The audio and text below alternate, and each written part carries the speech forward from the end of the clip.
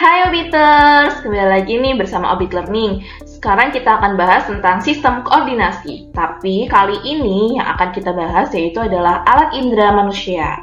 Alat indera manusia ini terdiri dari mata, telinga, hidung, lidah, dan kulit. Yang pertama adalah mata. Mata ini dia menerima rangsang cahaya atau yang disebut dengan fotoreseptor. Di dalam mata ini ternyata terdapat selaput pembungkus mata. Selaput pembungkus mata ini terdiri dari 3 lapisan. Yang pertama adalah sklera. Sklera ini berfungsi sebagai tempat perlekatan dengan otot di luar mata. Lapisan yang kedua disebut dengan koroid. Koroid ini berfungsi sebagai banyak pembuluh darah untuk memberi nutrisi. Yang ketiga adalah retina. Retina itu merupakan tempat jatuhnya bayangan atau bisa disebut dengan menangkap bayangan. Selanjutnya adalah bagian-bagian retina. Bagian-bagian retina itu ternyata ada yang namanya sel batang. Sel batang ini mengandung pigmen rodosip, bekerja saat gelap. Yang kedua adalah sel kerucut. Sel kerucut ini dia kebalikannya dari sel batang, yaitu dia mengandung pigmen iodosip. Membedakan berbagai warna dan bekerja saat terang, jadi kebalikannya sel batang ya. Setelah itu, bagian yang lainnya yaitu ada kornea. Kornea ini sebagai pelindung mata di bagian depan yang berwarna kuning. Bagian selanjutnya adalah iris. Iris ini memberikan warna khas pada mata setiap orang. Selanjutnya ada pupil. Pupil ini bersamaan iris untuk mengatur jumlah cahaya yang masuk. Sedangkan lensa itu memfokuskan cahaya agar bayangan jatuh tepat di retina. Aqueous humor. Aqueous humor ini dia mengandung nutrisi untuk lensa dan kamera. Sedangkan untuk vitreous humor dia memperhitungkan posisi bentuk bola mata. Dan urutan jalannya bayangan itu dari mata, yang pertama, dia melalui kornea. Setelah melalui kornea, dia akan diteruskan melalui aqueous humor. Setelah melewati aqueous humor, akan diteruskan lagi ke pupil, setelah itu ke lensa, dan ke vitreous humor, dan berhenti di retina. Itu adalah urutan jalannya bayangan. Yang kedua adalah telinga. Telinga ini dia menerima rangsang getaran atau suara yang disebut dengan fonoreseptor. Telinga ini dibagi menjadi 3 bagian, yaitu bagian luar, bagian tengah, dan bagian dalam. Yang pertama adalah bagian luar. Bagian luar telinga ini terdiri dari daun telinga. Daun telinga itu sendiri berfungsi untuk menangkap gelombang bunyi.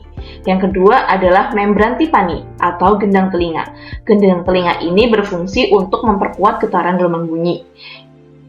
Nah, untuk bagian tengah itu terdapat tulang-tulang pendengaran. Tulang-tulang pendengaran ini meneruskan getaran gelombang bunyi. Tulang-tulang pendengaran ini ternyata terdiri dari 3 macam. Yang pertama ada malleus atau martil. Yang kedua ada incus atau landasan. Yang ketiga ada stapes atau sanggurdi. Selanjutnya adalah saluran eustachius.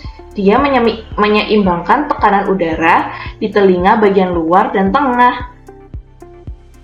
Dan selanjutnya ada bagian dalam. Bagian dalam ini terdiri dari 3 juga. Yang pertama adalah koklea atau yang sering disebut dengan rumah siput. Dia berisi cairan yang berfungsi untuk meneruskan getaran bunyi sehingga menggetarkan rambut pada reseptor pendengaran di organ korti. Selanjutnya, reseptor tersebut akan meneruskan impuls ke saraf pusat.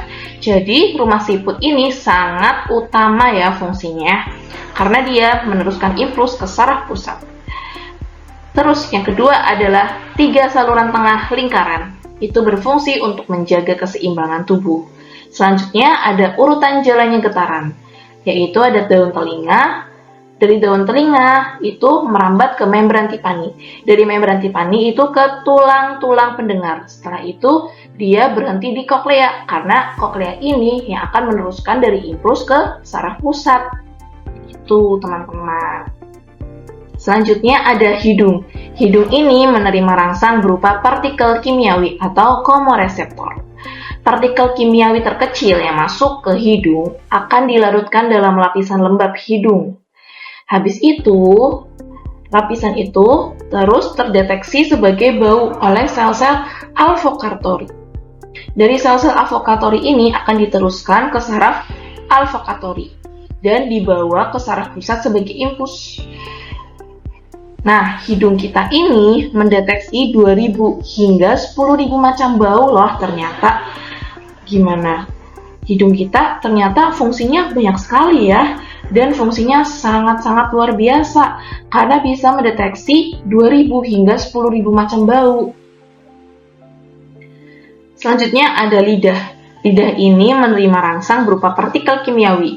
Komoreseptor, jadi lidah dan hidung itu sama ya, dia sama-sama menerima rangsang berupa partikel kimiawi. Di lidah kita ini bisa mengecap karena terdapat ribuan benjolan yang disebut papila. Papila-papila tersebut akan mendeteksi rasa dari makanan yang dilarutkan di air liur. Dari gambar tuh dilihat, biasanya kalau paling belakang itu kita dapat mendeteksi rasa pahit. Terus depan itu mendeteksi rasa asin. Tuh. Yang selanjutnya ada yang namanya kulit. Kulit ini berisi jutaan ujung syaraf yang mengirim informasi tentang sentuhan, nyeri, tekanan, dan suhu ke otak. Jadi, selain hidung, kulit juga sangat luar biasa. Yang pertama, ada namanya saraf Ruffini. Saraf Ruffini ini dia bisa merasakan panas. Jadi ketika kalian memegang gelas yang panas dan kalian merasakan panas di tangan kalian, itu yang bekerja adalah saraf Ruffini.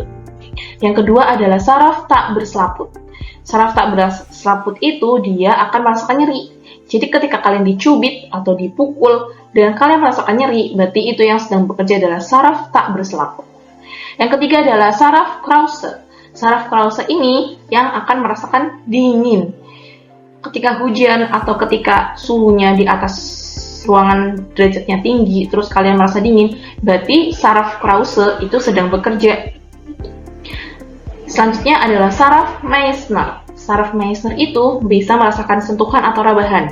Jika ada orang memanggil, menepuk, terus merabah, itu kalian rasakan, berarti yang bekerja adalah saraf Meissner. Yang terakhir nih ada saraf Pacini. Saraf Pacini ini dia telah merasakan tekanan. Ketika ada tekanan, itu berarti yang bekerja adalah saraf Pacini. Ini merupakan sistem alat indera manusia, yaitu ada mata, telinga, lidah, hidung, dan kulit. Jadi tubuh kita ini benar-benar sangat luar biasa fungsinya. Dari segi mata, telinga, lidah, hidung, sampai kulit. Mereka sangat-sangat luar biasa berfungsi dengan baik. Bagaimana auditors? Serukan pembahasannya tentang alat-alat indera manusia. Jadi kita bisa lebih memahami tentang alat-alat indera kita sendiri. Tetap stay tune di Orbit Learning. Jangan sampai ketinggalan di pembahasan selanjutnya ya. See you!